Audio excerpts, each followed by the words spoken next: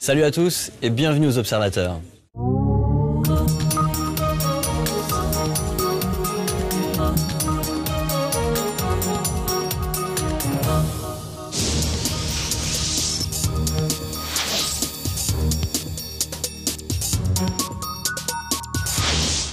Les Observateurs, c'est la première émission entièrement réalisée à partir d'images amateurs. Vous nous envoyez vos photos, vos vidéos, vos témoignages. Nous les publions d'abord sur notre site et nous en faisons ensuite l'émission que vous allez voir. Les chaînes de télévision syriennes ne cessent de dénoncer la désinformation des médias étrangers. Elles affirment notamment que les vidéos amateurs qui sont postées sur Internet sont des faux produits par l'opposition. Notre observateur, un Syrien qui habite en ce moment au Canada, va nous expliquer que les manifestants syriens ont bien compris qu'il leur fallait aider les journalistes à authentifier leurs documents et qu'il leur donne, vous allez voir, un petit coup de pouce. On commence le voyage en Syrie avec notre observateur qui témoigne sous le pseudonyme d'Omar Al-Afsi. Les manifestants syriens font maintenant attention à fournir des indications lorsqu'ils filment pour prouver que leurs vidéos sont bien tournées en Syrie. C'est leur façon de répondre aux médias syriens qui nient l'authenticité de leurs vidéos. Pour aider à la vérification, les manifestants ont recours à plusieurs méthodes. Ils montrent par exemple leur carte d'identité ou ils se mettent en scène. Parfois, ils filment une plaque avec un nom de rue ou un endroit reconnaissable d'une ville. Par exemple, une mosquée, une place ou un monument connu de la ville. On entend parfois la personne qui filme donner la date. Ou alors les manifestants indiquent le lieu et la date sur leur pancarte. Ou ils y inscrivent le nom de la marche du jour, par exemple le vendredi du défi. En tant que militants vivant à l'étranger, il est important pour nous de pouvoir vérifier ces vidéos. Car malheureusement, certains tentent parfois d'exagérer ce qu'il se passe. Mais nous, ce qui nous importe, c'est de dire la vérité. Car au final, tout le monde, avec le temps, va apprendre ce qu'il s'est vraiment passé. Et nous risquons de perdre notre crédibilité.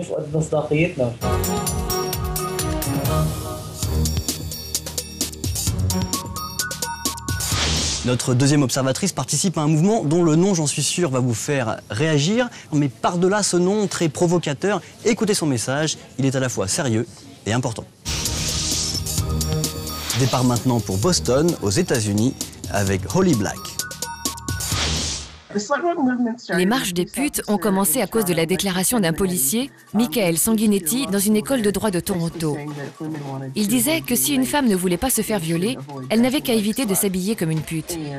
Beaucoup de femmes ont été choquées et elles ont lancé ce mouvement, les marches des putes, pour montrer que le fait de s'habiller sexy n'a rien à voir avec le fait de se faire violer et que ce n'est pas quelque chose dont une femme devrait avoir honte. J'ai participé à la marche des putes de Boston. Il y avait beaucoup de jeunes.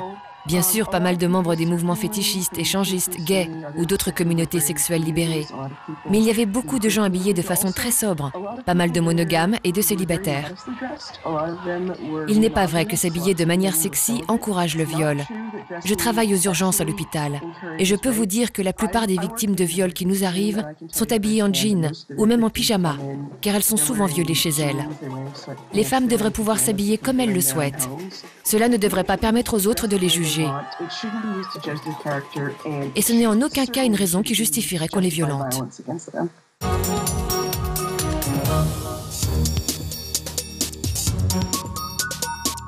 Notre dernier observateur va vous raconter l'histoire de Jesus Malverde. Jesus Malverde est un bandit qui a été tué par la police au début du XXe siècle, mais dont le mythe a été redécouvert par les narcotrafiquants qui en ont fait, tenez-vous bien, leur saint protecteur.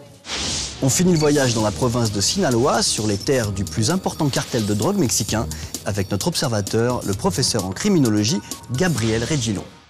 Lorsque la croyance s'est propagée que Jesus Malverde avait le pouvoir de soigner et de protéger, beaucoup de narcotrafiquants ont commencé à se rendre dans sa chapelle. Pas seulement pour lui demander une bonne santé, mais aussi pour l'implorer de leur accorder du succès dans leur trafic, surtout dans le trafic de drogue. Et surtout, que les autorités ne leur tombent pas dessus. Des offrandes lui ont été données lors d'une fête en mai. Ils font brûler des cierges, lui apportent des cadeaux, comme des photographies de leur voyage. Ils ont aussi fabriqué une image de lui, de son buste, en combinant une photo de lui avec une icône religieuse très connue, la Vierge de Guadalupe. Le fait de prendre une figure criminelle et d'en faire une sorte de saint protecteur, c'est une façon pour les narcotrafiquants de justifier leur conduite. Ils pensent avoir un ticket pour le paradis, parce qu'ils adorent un saint qui est comme eux.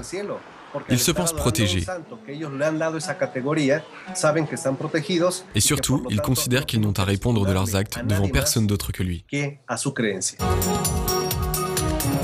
Voilà, c'est fini pour cette semaine, mais ça continue maintenant sur notre site. Et vous pouvez aussi nous contacter au travers de notre application iPhone. Alors je vous dis à tout de suite.